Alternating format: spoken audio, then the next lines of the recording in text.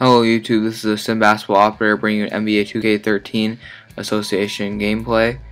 As you can see here, I'm looking at my conference finals opponents, the Detroit Pistons, who have Dwight Howard, Greg Monroe starting. They have Rodney Stuckey, Ersan Ilyasova, but they have Brandon Knight, who has a sore wrist and is injured, so it completely depletes their backcourt. As you can see, they have a lot of front court players. They have both Nerlens Noel and Andre Drummond still. So we'll see how this game goes. Game 5, we lead 3-1, and I'll see you after the break. The dream of an NBA title began long ago, on a neighborhood court, in an empty gym, but for one solitary soul rehearsing for a stage a lifetime away. Those dreams, all that work and preparation, have built to this moment. With the grand finale so close, we bring you the NBA Western Conference Finals.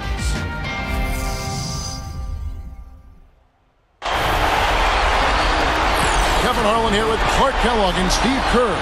Game 5. Currently the series at 3-1, so a spot in the finals can be had tonight. Hi everyone, welcome back to the Eastern Conference Finals action here on 2K Sports. We've got the Detroit Pistons facing the Cleveland Cavaliers. Look at Cleveland. They haven't had to sweat that much here in the playoffs, having lost just 3 games throughout. And Kevin, their fans are going to welcome them home with style. They want to see this series come to an end tonight. And with the 3-1 series edge, I think that's probably what's going to happen. Probably is a good word in this situation. They did what they needed to get back home with a chance to close it out in front of their fans. But if they can't do it, they'll have to go back on the road for Game 6. And this series could take on a whole new texture. Presented by State Farm. Let's take a look now at the Detroit Pistons opening lineup. They've got Greg Monroe. He's out there with Tayshaun Prince. Howard is out there with Rodney Stuckey. Alright, so as you can see, they're starting Kim English at the 2, moving Rodney Stuckey to the 1 in order to make up for the loss for Brandon Knight. And here I got a mismatch after a missed Dwight Howard free throw. Kyrie Irving's going to get a ton of space on Dwight, and he's going to knock down the jumper. Now here's Kim English on the perimeter, the starting 2 guard. He's trying to attack the paint, and our whole team just swats him right there. Actually, I think Paul George was credit from the block, but good team defense right there. Now we have Rodney Stuckey driving. Again, good defense by Tyler Zeller. Irving up to McLemore. Got McGuire running down from the wing, and he's going to throw it down. McGuire may be one of our older players, but he can still get up and complete the alley-oop. And now here we go, end of the first quarter. Cleveland's up on Detroit 24-23. Missed first screen, but good second screen leads to this Dion Waiters dunk right here. And now we're going to get a Nike vertical replay. See, he goes up, gets about 34.4 inches, so it's really nice. Throws it down with one hand. So that gives the Cavaliers a 3-point lead as the first quarter comes to a close. Rodney Stuckey is going to miss his half-court heave. And things are looking good. We're playing solid defense. We're not giving up anything easy. The Pistons really only have Stuckey and English in the backcourt. I guess you could count Kyle Singler as a shooting guard in this game. But that's about it. Anyway, one of the many Pistons frontcourt players, Byron Mullins, is abusing McGuire down in the post, using that quick spin to get to the bucket, and then go up with the left hand +1. Very nice. They had a lot of front court guys, and they tired out our big guys pretty early and often, but luckily they were able to stay with them the most part. Now it's a 1-point game again, 35-34. Waiters is setting up a play for McLemore, who's going to get space on this 3, shoot it, and knock it down. McLemore had a pretty good game today, creating his own shot and spotting up as he always does. And look at Nerlens Noel putting Tristan Thompson completely on a poster. That's good ball movement from English to Noel, who's wearing number 34 due to Stuckey wearing number 3. But he's going to miss the free throw. Outlet to Kyrie Irving. We're going to set up here behind the back. Finds a cutting Paul George who's open. Shoots it up, can't get it, but look at who it is. Tristan Thompson, the hero of the last game I showed. getting the offensive board and cleaning up the mess against the two young Pistons big men. Now here comes Kyrie Irving on the ball. He's going to be dribbling to his right, crossing over Stuckey, and getting to the bucket +1. Our backcourt depth really showed out today with Irving, McLemore, Waiters, and even Patty Mills, and just really tired out the Pistons backcourt. It's kind of interesting to see how the CPU has kind of developed this team as it goes along, signing Dwight Howard and adding a whole slew of front court players. End of the second quarter and the first half, we're going to miss this full court heave, but we still have a 3-point lead. It's good to see everything's under control, and I will see you guys after the halftime show. And now, brought to you by Sprint. Hello out there and welcome to the Halftime Report as the conference finals continue on 2K Sports. And now let's give you a chance to make your pick for today. And that'll be it for us here. Thanks so much for joining me. Now it's time to head back to Kevin Harlan, Steve. So if you saw the statistics at the halftime show, oh wait, hold up. Tristan Thompson on the inbounds alley-oop, fast forwarding through this long replay. Nice play by Dion Waiters to get it to Tristan. Perfect pass, pretty finish, and that shows how it goes. But if you saw the halftime show, the Pistons already have 31 rebounds, and because they're hitting the offensive boards and giving themselves a number of opportunities, even though they're not shooting that well from the field.